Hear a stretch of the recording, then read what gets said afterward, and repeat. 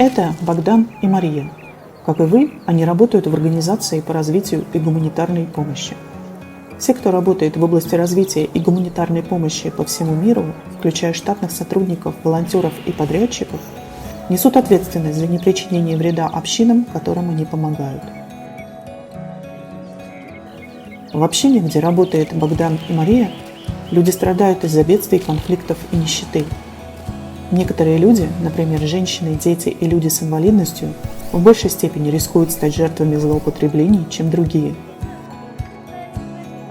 Это касается программ по развитию, гуманитарной помощи и условий не чрезвычайного характера. Организации по развитию и гуманитарной помощи часто работают с уязвимыми и маргинализованными группами. Работники, такие как Богдан и Мария, обязаны относиться с уважением ко всем людям. Они не должны использовать в своих интересах общины, которым помогают. Нарушители наносят вред конкретным людям, подрывают связь с общиной и могут лишиться работы. О чем прежде всего нужно помнить Богдану и Марии? Работники, такие как Богдан и Мария, обладают властью при работе в чрезвычайной ситуации или в области развития. Будучи сотрудником программы, а не членом общины, Богдан имеет власть в силу своего возраста и благосостояния, в отличие от общин, где он работает, а также за счет квалификации, должности и пола. Как активист из числа местных жителей, Мария тоже обладает властью. В общине отмечают ее роль лидера в работе с другими работниками и волонтерами, а также в передаче сведений о ресурсах и услугах. Так это или нет, но местные жители часто считают, что работники и волонтеры по развитию и гуманитарной помощи контролируют доступ к ресурсам и услугам. При этом члены общины часто не имеют доступа к распределению ресурсов. Поэтому местные жители полагают, что они ни в чем не могут отказать работникам. Они могут считать, что если скажут «нет», то они сами или их семьи лишатся помощи или иных услуг. Работники и волонтеры должны помнить о власти, которой они обладают в глазах людей. Нельзя злоупотреблять этой властью. Работники и волонтеры могут злоупотреблять властью различными путями. К наиболее опасным относятся сексуальная эксплуатация и сексуальное насилие. Сексуальная эксплуатация означает употребление должности, власти или влияния для принуждения или попытки принуждения уязвимых либо зависимых лиц в сексуальных целях. К сексуальной эксплуатации относятся убеждение, принуждение или манипулирование в отношении зависимых лиц с целью склонения их к сексуальным действиям. Например, когда волонтер или работник предлагает дополнительный паёк или деньги в обмен на секс. Или когда школьный учитель предлагает отменить плату за обучение или повысить оценки ребенка, если ребенок вступит в сексуальную связь с учителем. Сексуальные действия включают физический контакт, а также другие действия без физического контакта. Например, общение или обмен изображениями сексуального характера онлайн или в текстовых сообщениях.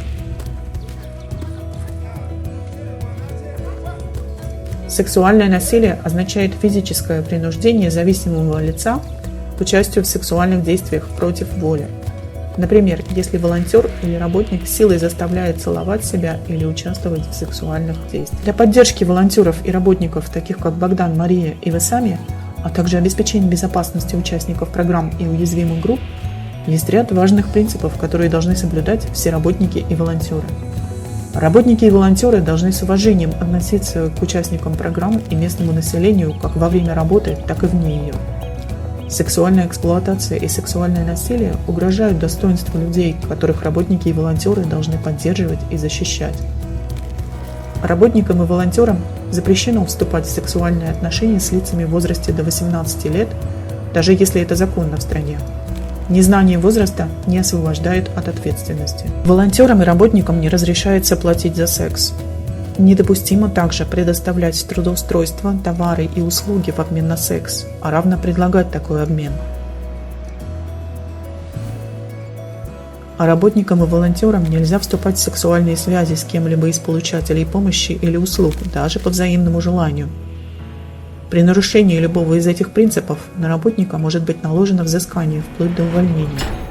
Во многих странах им также может грозить уголовное преследование. Что делать, если Богдан, Мария или кто-то из общины увидит или заподозрит сексуальную эксплуатацию или сексуальное насилие со стороны работника или волонтера? Они должны сообщить о существующем или потенциальном случае эксплуатации или насилия, о котором слышали, либо который видели сами.